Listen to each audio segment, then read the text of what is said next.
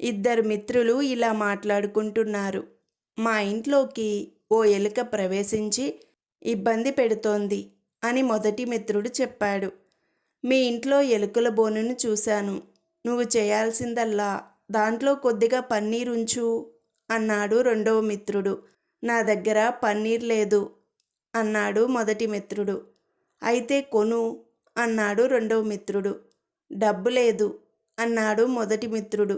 పోనీ బ్రెడ్ ముక్కకి కొద్దిగా నెయ్యి రాసి ఉంచు అన్నాడు రెండవ మిత్రుడు. ఆ రెండూ లేవు అన్నాడు మొదటి మిత్రుడు. ఓ ఉల్లిపాయ ముక్కని అందులో ఉంచు అన్నాడు రెండవ మిత్రుడు. ఉల్లిపాయ కూడా లేదు అన్నాడు మొదటి మిత్రుడు. మరా తెలివి తక్కువ ఎలుక మీ ఇంటికి అసలు ఎందుకొచ్చినట్లు అని రెండో మిత్రుడు ప్రశ్నించాడు. ఏంటయ్యా మా ఇంటి ముందు నిలబడి భిక్షం అడగకుండా వెళ్తున్నావు అన్నది ఒక ఇంటి యజమానురాలు.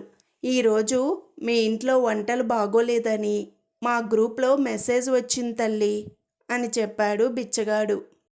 ఏమండి, గోడకు మేకులు కొట్టేటప్పుడు సుత్తి దెబ్బ మన చేతికి తగలకుండా ఉండాలంటే ఒక మార్గం ఉంది తెలుసా అంది భార్య తన భర్తతో.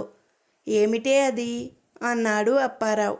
సుత్తితో నేను కొడతాను, మేకు మీరు పట్టుకోండి అంది భార్య. ఆ అన్నాడు అప్పారావు.